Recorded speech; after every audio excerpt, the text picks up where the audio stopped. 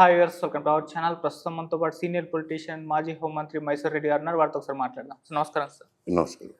Sir, deputy సీఎంగా నారా లోకేష్ గారిని చేయాలని చెప్పేసి టీడీపీ క్యాడర్ అంతా కూడా భావిస్తుంది. చంద్రబాబు నాయుడు గారికి అప్లికేషన్స్ పెట్టేసుకుంటుంది. ఆయన పైన ఒక ప్రెషర్ కూడా క్రియేట్ చేస్తున్నట్టుగా మనకు కనిపిస్తుంది. వరుసగా ఒక్కొక్కరు బయటకు వచ్చేస్తున్నారు, డిప్యూటీ సీఎంగా చేసేయాలంటున్నారు. ఇటు జనసేన వైపు నుంచి కాస్త అసంతృప్తి వ్యక్తం చేస్తున్నారు. నారా లోకేష్ గారిని డిప్యూటీ సీఎంగా చేయడం అంటే పవన్ కళ్యాణ్ గారిని కాస్త తక్కువ చేసినట్లే అన్నట్టుగా వీళ్ళు భావిస్తున్నారు. సార్, మరి డిప్యూటీ సీఎంగా నారా లోకేష్ గారిని నియమించడం పట్ల మీ ఒపీనియన్ ఏంటి సార్? ఇప్పుడు డిప్యూటీ చీఫ్ మినిస్టర్ అనేది రాజ్యాంగబద్ధమైన పోస్ట్ కాదు, మామూలుగా హోదానే. హోదా కూడా ఆయన మంత్రివర్గ బాధ్యతలను నిర్వర్తించుతారే తప్ప డిప్యూటీ సీఎంగా అదనపు బాధ్యతలు ఏమి ఉండవు. ఆయన జనసేన పార్టీ నాయకుడు కాబట్టి ఆయనకు డిప్యూటీ చీఫ్ మినిస్టర్ ఇవ్వటం న్యాయమే. ఎందుకంటే కోయిలేషన్ నడుపుతున్నారు కదా.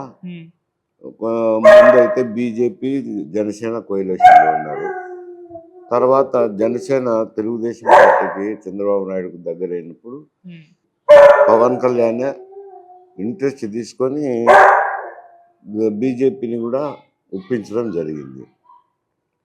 ఇది జరిగిన తర్వాత కూటమిగా ఏర్పడినారు, ఎన్నికల్లో విజయం సాధించారు. దానివల్ల పవన్ కళ్యాణ్ జనసేన వల్ల అటు తెలుగుదేశం బెనిఫిట్ పొందినారు, కేంద్రంలో ఎన్డీఏ కూటమి కూడా బెనిఫిట్ పొందినారు. డిప్యూటీ చీఫ్ మినిస్టర్ ఇచ్చినారు. ఇప్పుడు నారా లోకేష్ కు డిప్యూటీ చీఫ్ మినిస్టర్. దానికి చంద్రబాబు నాయుడు ఆలోచించాల్సిన విషయం అది. ఏమంటే ఒకే కుటుంబంలో chief minister deputy chief minister అంటే ప్రజాబాహుల్యంలో మంచి పేరు వస్తుందా చెడ్డ పేరు వచ్చిందా అని వారు ఆలోచన చేసుకోవాలి. కానీ పవన్ కళ్యాణ్కు జరిగే నష్టం ఏం లేదు. తెలుగుదేశం పార్టీకి లాభమా నష్టమని బేరీజ్ వేసుకోవాల్సిన అవసరం ఉంది. ఒకే కుటుంబంలో chief minister deputy chief minister అంటే వెనుక ప్రజలు కూడా హర్షించరు కదా. అందుకోసం ఆయన ఆలోచన చేసుకోవాల్సింది. ఇప్పుడు Nara Lokesh deputy chief minister అయినా కాకపోయినా ఆయనకు కావాల్సిన పోర్ట్ఫోలియో ఇచ్చినారు, బాధ్యతలు నిర్వర్తిస్తారు. అది కాకుండా మంత్రులు అయితేనేమి, సెక్రటరీలు అయితేనేమి ముఖ్యమైన విషయాలు ఆయనతోనే చర్చించుతున్నారు. కొంచెం చంద్రబాబు నాయుడు కూడా ఎంకరేజ్ చేస్తున్నట్టుంది, అక్కడే మాట్లాడుకోండి నేను.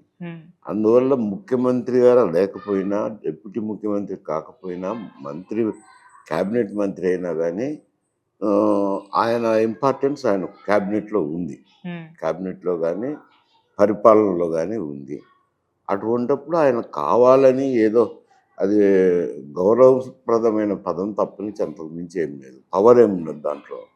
ఇప్పుడు లోకేష్ డిప్యూటీ చీఫ్ మినిస్టర్ కంటే ఎక్కువ పవర్లో ఉన్నారు క్యాబినెట్ మినిస్టర్ అయినా కానీ. ఎందుకంటే ముఖ్యమంత్రి గారి కుమారుడు కాబట్టి ఆయన ఎంకరేజ్ చేస్తున్నారు కాబట్టి పరిపాలనకు సంబంధించిన విషయాలు కూడా ఆయనతో ఇతర శాఖలు కూడా డిస్కస్ చేస్తున్నట్టున్నారు. అందువల్ల అది ఇచ్చినా ఒకటే, ఇవ్వకపోయినా ఒకటే. పవన్ కళ్యాణ్ జరిగే నష్టము లేదు, లోకేష్కి వచ్చే లాభము లేదు దానివల్ల. అంటే సార్, పవన్ కళ్యాణ్ గారు డిప్యూటీ సీఎం చాలా దూకుడుగా వెళ్తున్నారు, లైమ్ లైట్ లో ఉండడం చూస్తున్నా. మొదటి నుంచి కూడా చాలా యాక్టివ్ మోడ్ లో ఉన్నారు. లోకేష్ గారు ఆ విధంగా లేరు, యాక్టివ్గా పెద్దగా. అయితే ఇది అంటే టీడీపీ క్యాడర్ని కాస్త నిరాశకు లోన్ చేసింది. పవన్ కళ్యాణ్ గారు ఎదిగిపోతున్నారు, లోకేష్ గారు ఎదగడం లేదు, ఆయనకు సరైన గుర్తింపు రాలేదు. సో డిప్యూటీ సీఎంగా చేస్తే ఇటు పవన్ కళ్యాణ్ గారు దూకును తగ్గించవచ్చు, ఈయనకు కాస్త లైమ్ లైట్ లో ఉంటారు అని చెప్పేసి ఒక భావన ఫీల్ అయ్యి ఈ విధంగా రిక్వెస్ట్ అయితే పెడుతున్నారు. అదే అంత దూరం అనుకోను నేను. ఎందుకంటే పవన్ కళ్యాణ్ సినిమా హీరో, చిత్ర పరిశ్రమ నుంచి వచ్చినాడు కాబట్టి ఆయన ఇమేజ్ ఆయనకు ఉంది. అందువల్ల ఆయన ఏదైనా స్పందించితే ప్రజల్లో ఎదురు చూస్తుంటారు ఏం స్పందించుతారని. ఇక్కడ లోకేష్ గారు తండ్రి చాటు బిడ్డ అయిపోయినారు, ఒక మంత్రి అయినారు. ఆయన తండ్రి నీడ పడుతుంది కదా, దానివల్ల ప్రెస్లో అంత అట్రాక్ట్ కాలేకపోవచ్చు. ఇతని సినిమా హీరో ఒకటి, తర్వాత వాక్చాతుర్యం ముందు మాట్లాడుతుంటాడు కాబట్టి ఈయనకు ప్రాచుర్యం వచ్చినచ్చు. ఆయనకు అయితే అధికారం అనుభవిస్తుండేది మాత్రం లోకేషే ఎక్కువ అనుభవిస్తున్నాడు. అది తెర వెనుక జరుగుతున్న నాటకం కాబట్టి ప్రజలకు తెలియకపోయి ఉండొచ్చు, వాళ్ళ కార్యకర్తలకు తెలియకపోయి వాళ్ళు అట్లా బాధపడి ఉండొచ్చు. అంతేగాని సరే యాక్చువల్గా పవర్ సెంటర్ అనేది ఇది లోకేష్ దగ్గరే ఉంది ఇట్లా. ఓకే.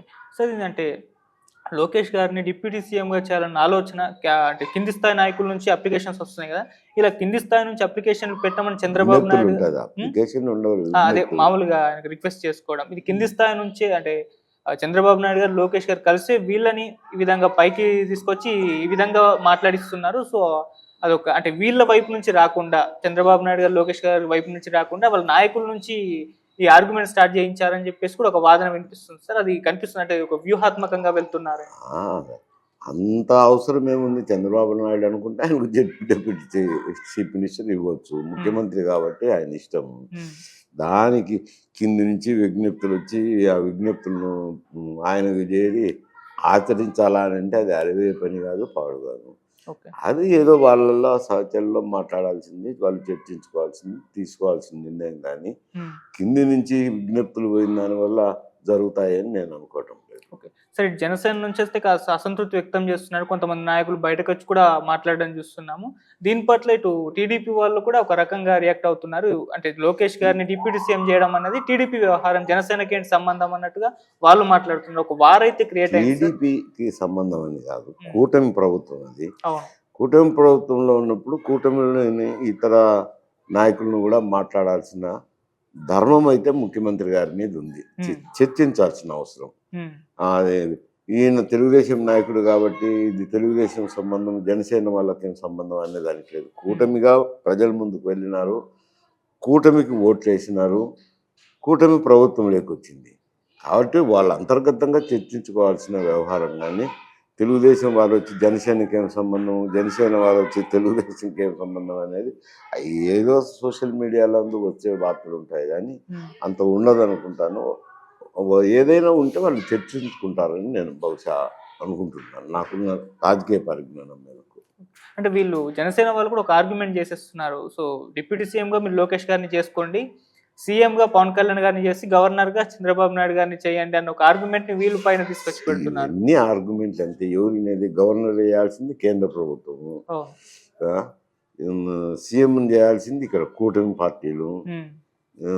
ఇవన్నీ అవే పనులు కాదు, ఊరికి ఆర్గ్యుమెంట్లు సేపు ఉంటాయి అంతే.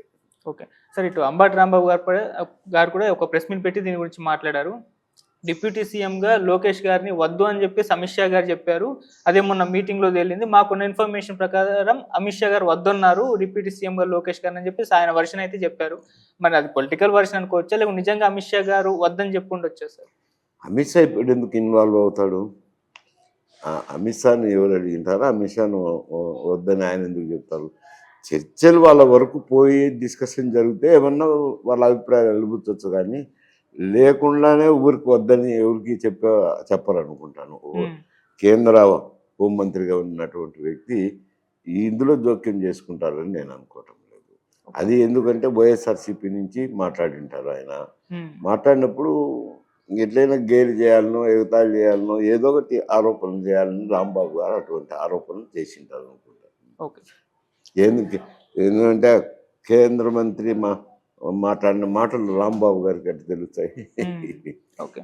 సరే, ఇటువంటి నిర్ణయాలు అనేవి అంటే కింది స్థాయి నుంచి రావడం మనం చూస్తున్నాం కదా, ఇదేమన్నా కూటమిలో చిచ్చు పెట్టే అవకాశం ఏమన్నా కనిపిస్తుందా సార్? అంత దూరం పోతుంది అని నేను అనుకోవడం లేదు. ఎవరో కింది స్థాయి నాయకులు కార్యకర్తలు మాట్లాడే మాటలు కానీ అవి పై స్థాయిలో జరుగుతున్న చర్చలు కాదు కదా.